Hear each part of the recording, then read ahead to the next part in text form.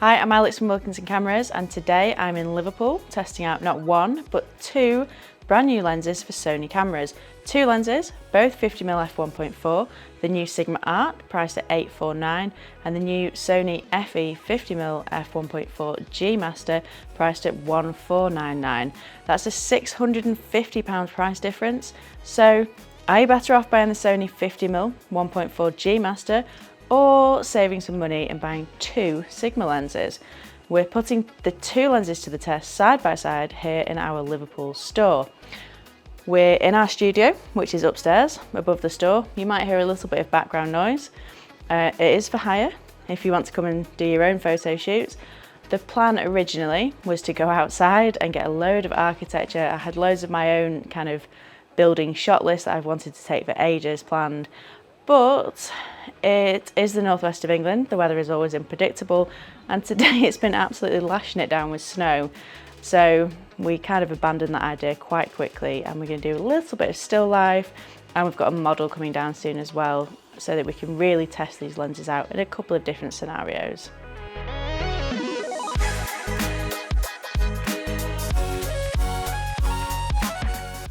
50mm nifty 50, the perfect all-round prime lens for so many different applications. Hopefully we'll get a variety of shots for you. If you don't have a 50mm lens in your kit, you probably should, but which one of these is it going to be? Let's find out. I've got Liverpool store assistant manager Liz with me today. Liz is a much better photographer than I am, so I'm hoping she's going to teach me some of her secrets along the way. We've both got Sony A7 IV bodies, and there'll be one of each lens on each camera. And of course, Olivia is filming with us today as well. So let's just talk about each lens to begin with. The Sigma DG DN 50mm f1.4 Art series lens is a full frame mirrorless lens. I'll be using the Sony version today, but it's also available in L mount if you're a Leica L, Panasonic Lumix S, or maybe even a Sigma user. The Sigma Art series are their best image quality lenses. They're designed to produce the best images straight out of camera without the need for digital corrections in post. The Art series isn't focused on creating the smallest or the lightest lenses.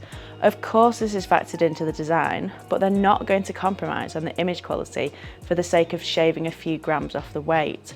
The key factor in the Art series is quality. That's why they're favourites with a lot of professional photographers, and the Art prime lenses have been very highly regarded since their launch a few years ago. The Sigma 50mm is a complete redesign of their existing 50mm f1.4 Art lens. It's been designed from the ground up for mirrorless cameras. It's not a repurposed DSLR lens as the version before it was. In fact, many of the Sigma primes often used to outperform some of the leading camera manufacturers' own lenses.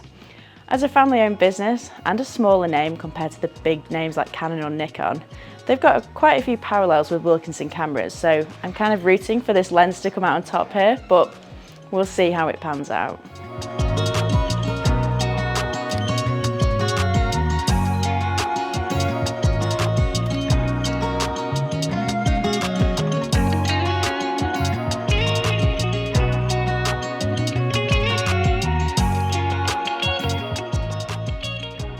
So I am doing clamshell lighting.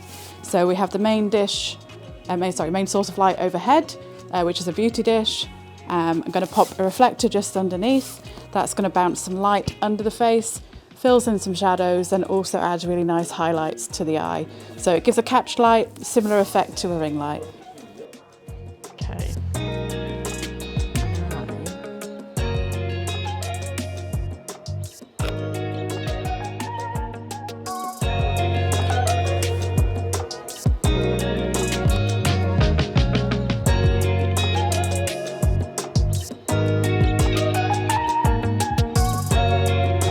We'll be going head to head with this Sony FE 50mm f1.4 G Master lens.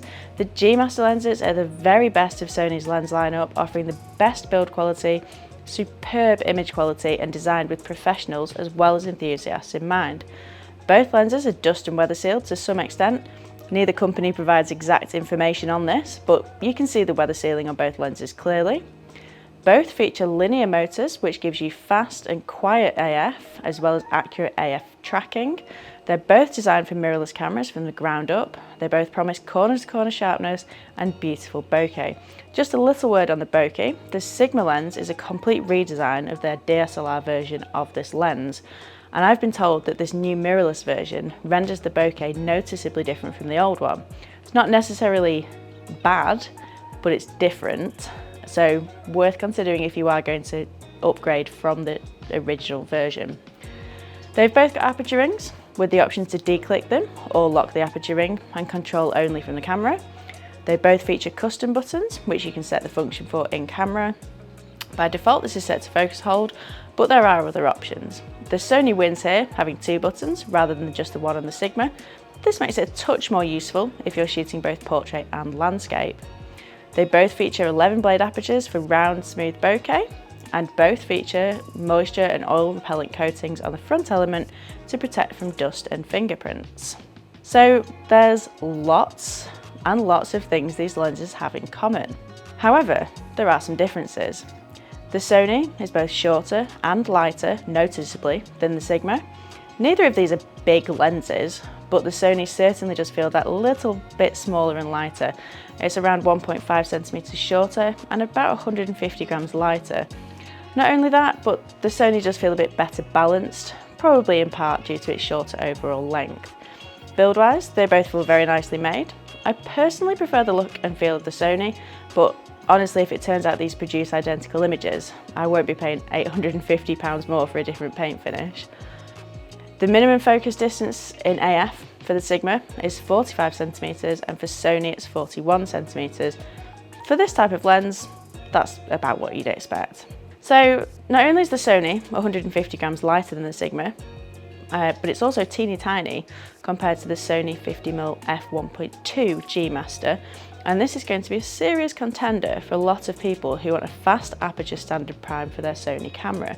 It's also an ideal upgrade for people who have the older Sony Zeiss 50 F1.4 as well. It's not only smaller and lighter than this lens, but it's also supposed to be twice as fast to focus as the Zeiss as well. It's also very similar size and weight to the Sony 24 and 35mm F1.4 G Master lenses, which is ideal if you're using a gimbal and swapping between the different lenses. Plus they share the same filter diameter, which allows you to share certain accessories and cases, etc.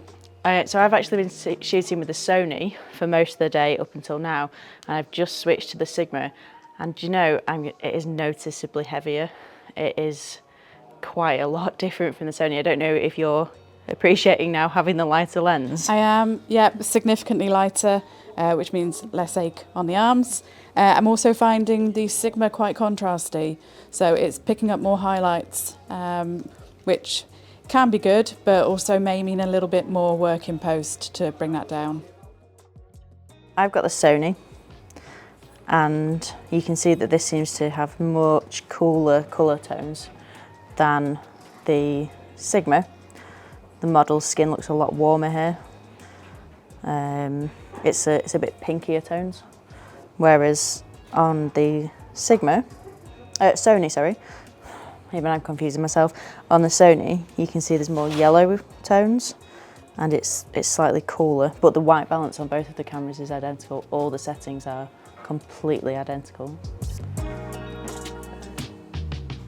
Well, I keep swapping because on the previous one I preferred the Sony, but on this one I preferred the Sigma.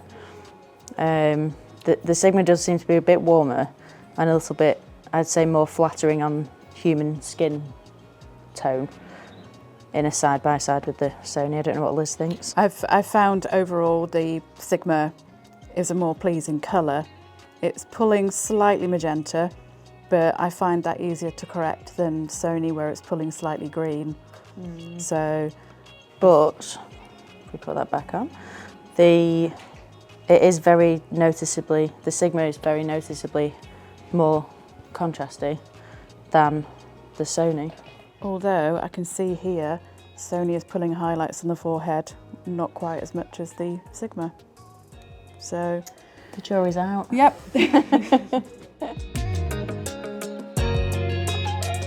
Another plus point for the Sony is that this lens features very little focus breathing, thanks to the physical design, but when you use this on a compatible body like our A7 IVs, you can also combine it with the camera's focus breathing compensation setting to pretty much remove any visible focus breathing at all. Great news for videographers, particularly if you're going to pull focus in a shot, but it's also vital for photographers who like to use focus stacking techniques as well. Now, Sigma also claim that the new design of their lens reduces focus breathing, but you can't use the in-camera setting alongside this as it is exclusive to Sony's own lenses. So, which lens is the best, and is the Sony worth so much more money? We're going to wrap up here and crack on with some shots in the studio, and then we're going to go back to the office, check out all the results today and find out.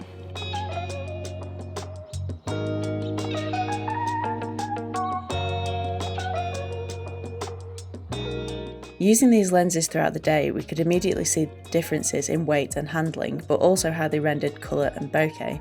Comparing the two lenses side by side, I personally preferred the handling of the Sony. It's smaller and lighter, and I prefer the aperture ring on it. It seems to be in a more natural position for me as an existing Sony lens user.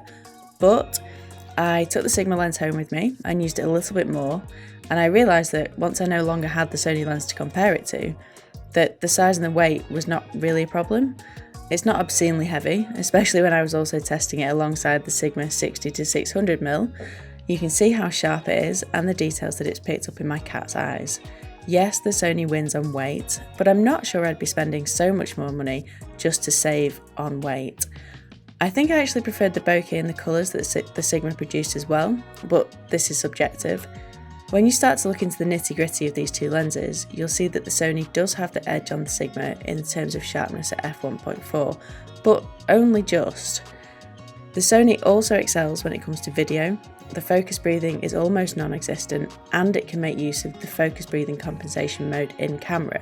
This isn't available to the Sigma lens. Whichever lens you choose, you're going to be getting really good results. The choice you make is going to come down to your budget, how important the weight difference is, and whether you need those additional features such as focus breathing compensation. The bottom line is that both of these lenses are very good, and it's great that Sony users have the choice of both.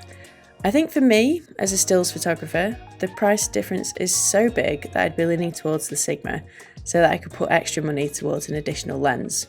Maybe I'll start by upgrading my Sony 70-200 to the Mark II version.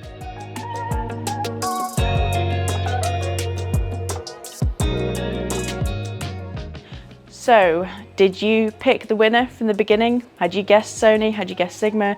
What are your thoughts? Which one are you going to go out and buy? If you like this video, don't forget to give us a thumbs up and leave a comment.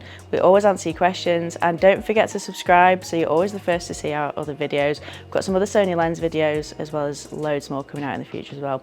Thank you so much for watching.